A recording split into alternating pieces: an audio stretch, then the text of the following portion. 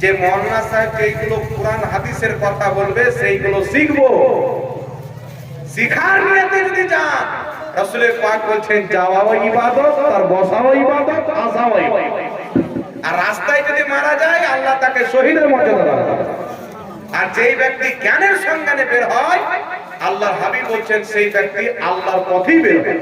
তো যদি এখানে আপনি কোরআন হাদিসের কথা শুনতে আসেন তো আপনি আল্লাহর পথে এসেছেন, আর কোন ব্যক্তির আওয়াজ শুনতে আসেন তো আপনি কানকে খুশ করতে এসেছেন, খোদাকে খুশ করতে আসেন। এজন্য নিয়ত হবে কি বাবা, যে আমি কোরআন হাদিসের কথা কিছু ধর্মীয় জিনিস শিখতে যাচ্ছি, তা আপনি হবে তালিবে ইলম। এই মুহূর্তে যদি মারা যান ডাইরেক্ট শহীদের দরজা। সুবহানাল্লাহ, আল্লাহ বুঝার তৌফিক দান করুন। যাই হোক ব্রাদার ইসলাম, তো ইমাম সাহেব সুন্নাত, একটা হলো সুন্নাতে গায়র মুক্কেদা, একটা হচ্ছে সুন্নাতে মুআক্কেদা। যেটা সুন্নাতে গায়র মুক্কেদা এটা হচ্ছে আপনার নফল নামাজের অন্তর্ভুক্তই পড়ে। আর যেটা সুন্নাতে মুআক্কেদা এটা করিব ওয়াজিব, মানে ওয়াজিবের কাছাকাছি। তো সুন্নাতে গায়র মুআক্কেদা নামাজ কেউ যদি পড়ে তো নাকি, না পড়লে গুনাহ নাই, কিন্তু প্রত্যেকদিন ছেড়ে দেওয়া ঠিক নাই, মাঝে মাঝে পড়ে নিতে হবে, ঠিক আছে? আর পড়লে আপনারই ভালো, নফল ইবাদত ছাড়া তো আল্লাহ ওয়ালা হওয়া যায় না। আর সুন্নাতে মুআক্কেদা কাকে বলে? কেউ যদি এক এক দিন ব্যতিক্রম ছেড়ে দেয় তার কিন্তু গুনাহ হবে না, আর যদি অভ্যাস বানিয়ে নেয় তার কিন্তু গুনাহ হবে। কথা বুঝতে পারছেন?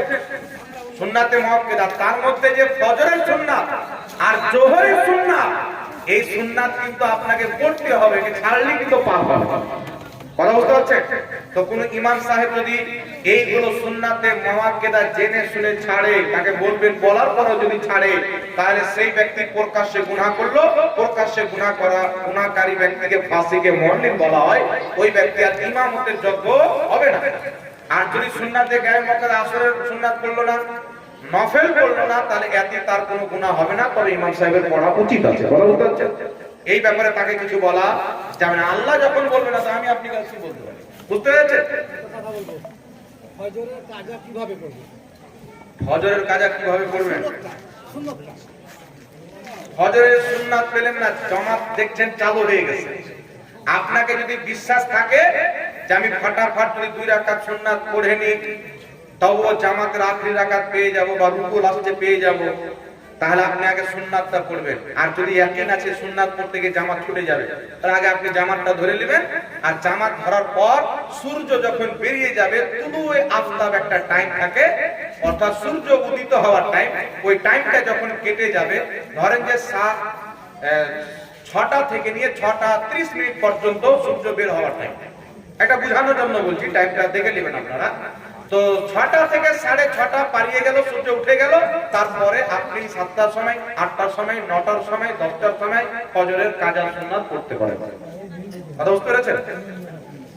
লাস্ট প্রশ্ন, আর কেউ প্রশ্ন করবেন না। ইমাম সাহেব সর্বকাজ,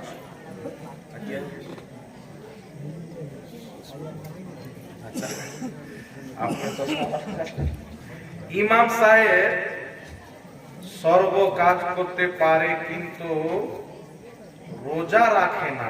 আচ্ছা, সব কাজ করতে পারে। দেখেন বাবা, আমি কিন্তু ঝাড়খণ্ডের লোক, এইগুলো বাংলায় ভাবছি লিখেন, আমাকে একটু ফেরেস করে লিখে দিন।